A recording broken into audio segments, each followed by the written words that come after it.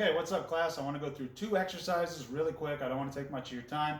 We're going to go over a traditional exercise, the deadlift. In particular, we're going to go over the conventional deadlift. The other exercise I'd like to go through, or non-traditional exercise, is called rucking, which we'll go over at the end of this video. So we're going to go over the deadlift real quick. Why do you want to do the deadlift? Well, one, it works like 70% of your musculature. Okay, it's going to add a lot of stability to your spine. It's going to build up a lot of trunk circumference. That's going to protect you from injuries. It's going to do a lot of benefits for you. All your posterior chain muscles. Okay, it's going to build some grit, some everything that's positive in this nature. So, is the deadlift for everybody in the traditional sense and the spirit of the deadlift? Probably not. Okay, it's going to fit about 95% of you out there, but there's going to be some abnormal health conditions or different concerns that we might face. We might have lack of equipment. We might have a lot of different things going on. So is it for everyone? No. So same with rucking. Is rucking for everyone? Rucking is probably not for everyone right out of the gate. But I do believe some of these things you can progress even if you're not, even if it's not attainable at the time. So first thing we're going to take is our stance on the deadlift. We're going to walk up to the bar. We're going to have our shins about 1 inch away from the bar. Our toes are going to be about 10 to 30 degrees apart, and we're going to have our heels about 8 to 10 inches apart. Next thing we're going to do, we're going to reach down and grab the bar. This is no technique for this. We're not going to move the bar. We're not going to have our shins hit the bar. We're not going to go through any type of actual proper hinge. We're just going to reach down. We're going to grab the bar. Okay. The grip is going to be a full grip. We're not going to do a hook grip or a switch grip today. We're just going to do a regular grip, thumb over the bar, just outside the legs, okay? Next thing we're going to do, we're going to bring our shins right to the bar, okay? And that'll ensure that bar is close to us and that bar is going to sit right underneath that scapula. We want to try to pull in a straight line. This kind of ensures that, okay?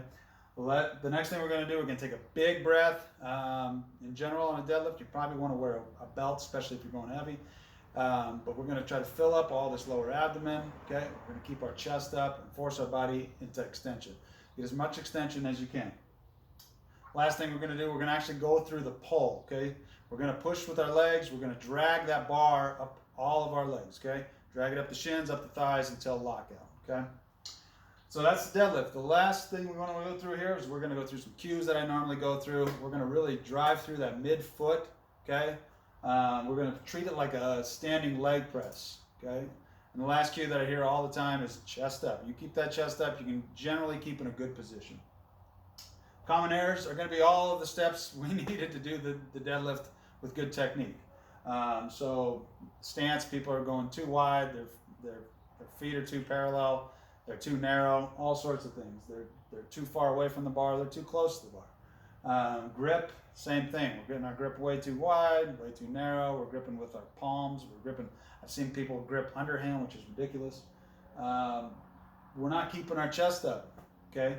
We're losing extension, our back rounds. Usually that's a case of the weight's too heavy. We need to dial it back a little bit.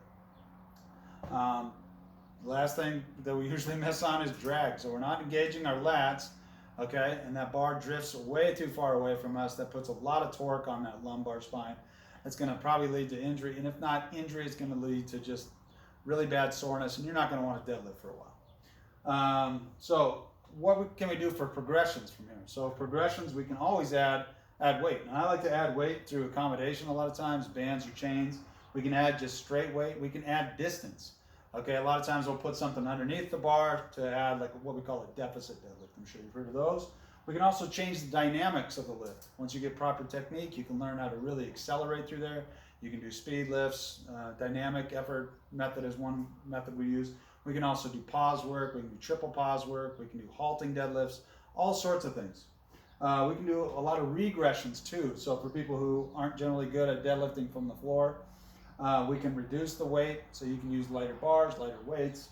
You can reduce the distance. So I'm working out here in a power rack, but you can obviously use blocks underneath the weights. You can also use the power rack itself and put the bar on pins. You can also use, if you're not really getting that coached up right, you can use a kettlebell and kind of go with like a sumo stance. That generally helps people think about the deadlift a little better. You can also use a trap bar if it's available to you. You can't really screw up a trap bar. So that's the deadlift. With rucking, rucking is kind of a traditional exercise, is kind of a not traditional exercise, because I don't see a lot of people do it because you kind of look silly out in the wild. All rucking is you're going to put a weight vest on or a backpack on and go for a walk. Now, progressions from there are very easy. You just add the distance. Okay, you can add time, obviously. You can add elevation changes. You can add different types of terrain. And regressions from there, just take the weight vest off, reduce the weight, reduce the distance, reduce the time, and just start very slow. Okay, but rucking is a fabulous exercise. It's very good for just about everybody. Again, we're kind of talking that 95%. There's going to be outliers in every exercise that we do. But what it really does is it gives you the time to do a low steady state cardio without interfering with all of your heavy resistance training or your sprinting or anything else. And it's a really good way to just get outside, get some oxygen and get some exercise. Okay, thanks class. Next time.